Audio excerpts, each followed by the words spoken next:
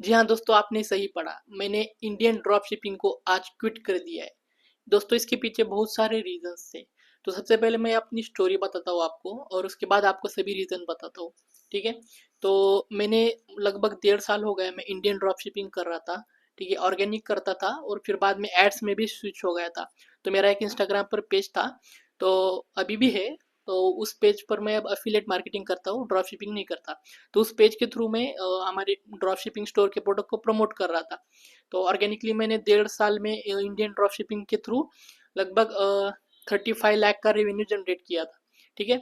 इसमें मेरा इनकम कम होता था, आपको तो पता ही होगा। तो लगभग 5% 20% के बीच में ही नेट प्रॉफिट होता है, राइट। तो ये रेवेन्यू है, मेरा प्रॉफिट नहीं है 35 लाख का। ओके। और आज मैं आपको बताता हूँ सभी रीजंस मैंने इसके पीछे मतलब क्यों क्विट किया मैंने। ठीक है। तो सबसे पहले मैं दोस्तों आपको प्रूफ बता देता हूँ, नहीं तो आप बोलोगे कि बिना एक्सपीरियंस के कुछ भी बोल रहा है। ठीक है। तो सबसे पहले प्रूफ देखो और फिर रीजन बताता हूँ। तो ये है हमारा शॉपिफाई का डैशबोर्ड। एक बार आपको रिफ्रेश करके दिखाता हूँ। ठीक है। ये रिफ्रेश कर लिया है मैंने। और यहाँ पर लास्ट 1.5 साल का आप डेटा देख सकते हो। ऑर्डर्स पर क्लिक करता हूँ। ठीक है। तो 2024 में मार्च से मुझे ऑर्डर आना शुरू हो गए थे। ठीक है। यहाँ पर फेब में देख सकते हो 0 ऑर्डर्स है, और मार्च में 345 ऑर्डर्स है। तो ये कंप्लीट 1.5 साल का डेटा है। और आज आज इस मंथ में ही मैंने स्टॉप किया है, तो इस जुलाई में 31 ऑर्डर आ गए। तो यहाँ पर मोस्टली ये सब ऑर्गेनिक से ही आए हैं। कन्वर्जन रेट आप देख सकते हो, ऑर्गेनिकली 0.46 है, क्योंकि एड्स से बहुत कम आए रिजल्ट, और ज़्यादातर मेरे इंस्टाग्राम के पेज से आए। टोटल 36 लैक्स की सेल हुई यहाँ पर। ऑर्डर्स 5000 आए गए हैं। ओके, सेशंस देख सकते हो। ओके, तो ये पूरा लाइव डेटा है, मैं आपको लाइव डेटा दिखा रहा हूँ, कोई स्क्रीनशॉट कुछ नहीं है। ओके। तो मोस्टली यहाँ पर मेरा सप्लायर जो थे, मैंने ड्रॉप शिप पर जो था मेरा, वो था रोपोसो क्लाउड। और ड्रॉप डैश को लास्ट मंथ में मैंने ज्वाइन किया था। ठीक है। यहाँ पर मैं आपको दिखाता हूँ लास्ट 3 मंथ का डेटा। लास्ट 3 मंथ में यहाँ पर 4 लाख की सेल हो गई थी। और आप डिलीवरी रेट देख सकते हो 38%। ठीक है, ये रोपोसो क्लाउड का है। और ड्रॉप डैश का भी दिखा देता हूँ लास्ट मंथ का। इसमें टोटल देखो ऑर्डर्स 235 आ गए, और डिलीवरी रेट कितना है 38%। तो बहुत कम डिलीवरी रेट है। और दोस्तों, ये है मेरा रोपोसो का अब तक का अर्निंग। ठीक है, इतना रुपये रोपोसो ने मुझे पे किया है, 4,10,000 रुपीज़, राइट। इसका भी मैं आपको रिफ्रेश कर दिखाता हूँ, ये कोई स्क्रीनशॉट नहीं है। ठीक है, इसको मैं सिलेक्ट कर पा रहा हूँ, देख रहे हो आप। 8 फरवरी और 2023 दिखा रहा है डेट। उस टाइम पर मैंने अकाउंट बनाया होगा, इसलिए वो डेट दिखा रहा है। तो आप देख सकते हो टोटल मेरे 35 लाख के रुपीज़ का आसपास रेवेन्यू था, और मुझे रोपोसो ने इतना पे किया है। तो देख सकते हो आप कितना प्रॉफिट कम मिला है। रेवेन्यू तो बहुत ज़्यादा होता है, बट प्रॉफिट कम होता है, राइट। इसमें भी शॉपिफाई का जो कॉस्ट है वो इंक्लूडेड नहीं है, अदर एम्प्लॉय की फीस है वो भी इंक्लूड नहीं है। तो दोस्तों, आपने प्रूफ देख ही लिया होगा। अब मैं आपको मेरे सभी रीजन बताता हूँ क्यों क्यों मैंने इंडियन ड्रॉप शिपिंग को क्विट किया। ठीक है। सबसे पहला यही रीजन है कि आपको भी पता होगा, वो है हाई आरटीओ, राइट। जैसे कि हमारा इंडियन ड्रॉप शिपिंग का जो मार्केट है, सीओडी ऑर्डर होता है ज़्यादातर, राइट। 90 to 95% तो सीओडी ऑर्डर ही होता है। सीओडी में ये होता है कि लोग ऑर्डर तो करते हैं, बट बाद में जब डिलीवरी की बात आता है तो डिलीवरी को रिफ्यूज कर देते हैं, वो प्रोडक्ट लेने से एक्सेप्ट नहीं करते, राइट। तो आपने देखा होगा कि मेरा डिलीवरी परसेंट अबाउट 38% होगा, या ज़्यादा से ज़्यादा 45 to 50% होगा, राइट। तो यही एक इश्यू है कि डिलीवरी अगर आरटीओ रेट हाई होगा तो वहाँ पर हमारा पैसा नहीं बचता है, राइट।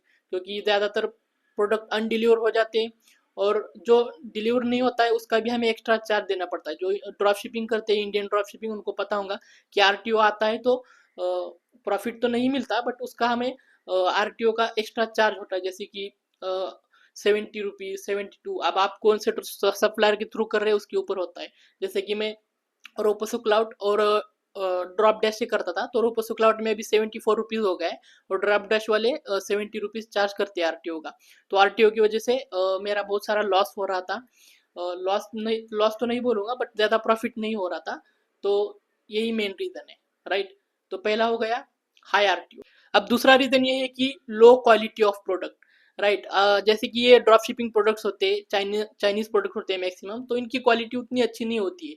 बट इसमें इश्यू क्या होता है, क्वालिटी अच्छी नहीं होने से हम ऑलरेडी प्रोडक्ट को ज़्यादा प्राइस में सेल करते हैं, राइट। अमेजॉन फ्लिपकार्ट की कंपेयर में हमारा प्राइस थोड़ा ज़्यादा होता है, क्योंकि हमें ऐड की कॉस्ट भी निकालनी होती है, और आरटीओ का जो एक्सपेंसेस होते हैं और बहुत सारे एक्सपेंसेस होते हैं, आपको पता होगा।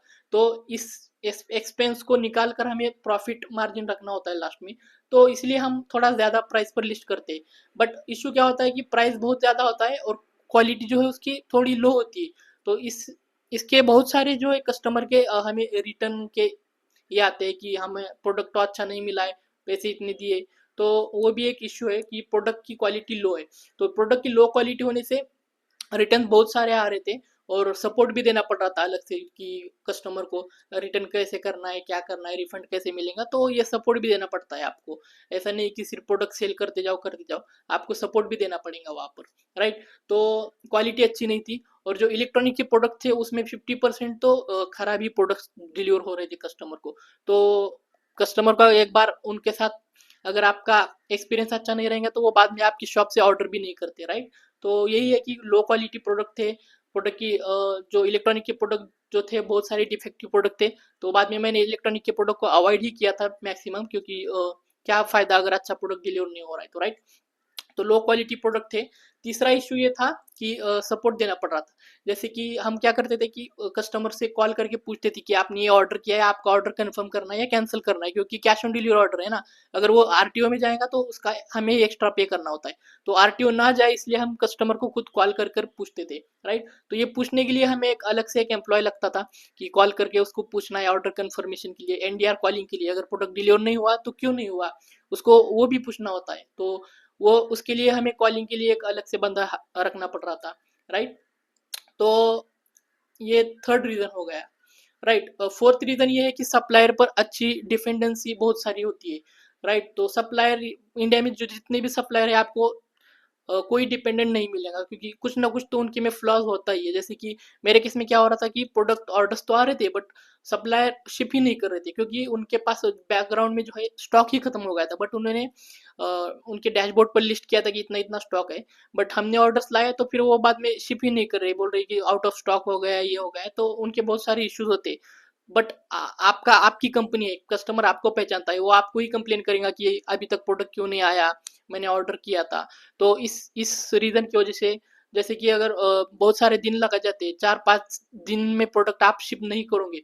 वैसे तो 24 आवर्स में ही शिप करना होता है, बट 2 से 3 दिन भी एक्स्ट्रा हो गए ना तो फिर कस्टमर प्रोडक्ट नहीं लेता है, वो भूल ही जाता है कि उसने कुछ ऑर्डर किया था, राइट। और जिसको चाहिए उसको भी थोड़ा लेट प्रोडक्ट मिलता है, तो उसके साथ भी आपका एक्सपीरियंस खराब हो जाता है। तो ये भी एक अलग से इश्यू था।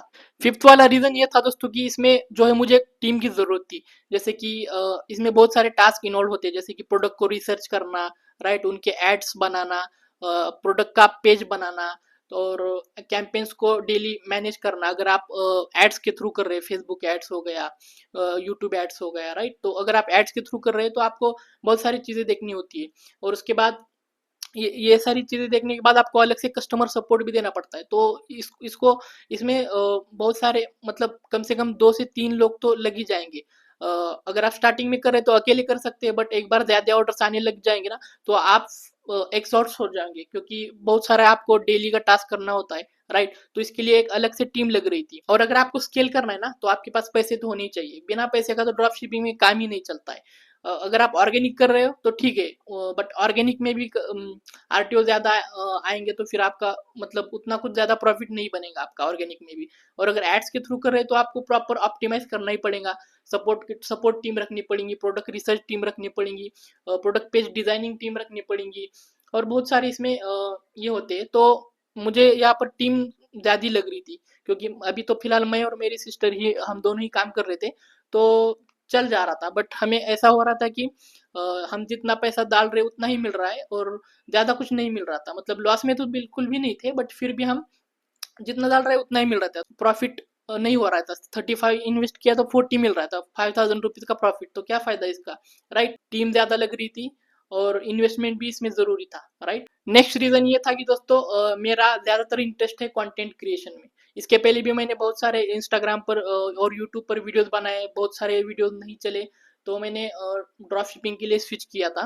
तो यही है कि मेरा ज़्यादा फोकस कंटेंट क्रिएशन की तरफ है, ना कि प्रोडक्ट को सेल करना ये करना वो करना, ठीक है। तो मैंने ये सोचा कि ड्रॉप शिपिंग में इतना मेहनत करने के बाद भी हमें ज़्यादा प्रॉफिट नहीं बना पा रहे, और कस्टमर का मतलब फीडबैक भी अच्छा नहीं है, हम उसे लो क्वालिटी का प्रोडक्ट ज़्यादा प्राइस में सेल करें तो वो फीलिंग भी अच्छी नहीं आ रही थी, राइट। तो इसलिए मैं सोचा अगर कंटेंट क्रिएशन पर ही फोकस करेंगे, क्योंकि हम ऑलरेडी वीडियो बनाने में थोड़े बात अच्छे हैं, राइट। तो मैंने सोचा कि कंटेंट क्रिएशन में ही फोकस करेंगे तो हम वहाँ पर तो हमें रुपये पैसे लगाने की भी जरूरत नहीं, सिर्फ वीडियोस बनाना होता है और अपलोड कर देना है, ठीक है। इतना ही काम करना है आपको, आपको एड्स लगाने की जरूरत नहीं, कंटेंट क्रिएशन में कुछ भी नहीं।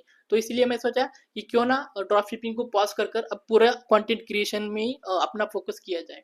तो यही सारे रीजंस थे ऊपर ऊपर के। और भी बहुत सारे छोटे मोटे रीजंस है, जैसे कि प्रोडक्ट डिलीवर नहीं होता है, जो डिलीवरी बॉय होते हैं वो कभी कभी प्रोडक्ट डिलीवर नहीं करते, ये भी एक टाइप का इशू है। और जो सप्लायर होते हैं वो अच्छे से सपोर्ट भी नहीं देते, ये भी ऐसे बहुत सारे छोटे मोटे रीजंस है। बट ओवरऑल यही है। और जो मेन मेरी फीलिंग थी, मेरा जो एम था कि मैं कंटेंट क्रिएशन करूंगा, तो वो मेरा एम फुलफिल नहीं हो पा रहा था। मैं ज़्यादातर बैक एंड टास्क पर ही लगा रहा था, जैसे कि कैंपेन को क्रिएट करना, ऑप्टिमाइज करना, ये सब ज़्यादातर मेरा कोर एक्सपर्टीज है जो कंटेंट क्रिएशन ही है, राइट। और मैं ड्रॉप शिपिंग कर रहा हूँ तो कंटेंट क्रिएशन नहीं कर पाऊंगा, राइट। तो यही है, मेरा इंटरेस्ट ज़्यादा कंटेंट क्रिएशन में है, ना कि ड्रॉप शिपिंग की तरफ। तो इसलिए भी मैंने छोड़ दिया है। तो यही रीजन है दोस्तों जिसके लिए मैंने ड्रॉप शिपिंग को कम्प्लीटली पॉज किया है, और अब मैं कम्प्लीटली मेरा फोकस जो है वो कंटेंट क्रिएशन की ओर लगा रहा हूँ।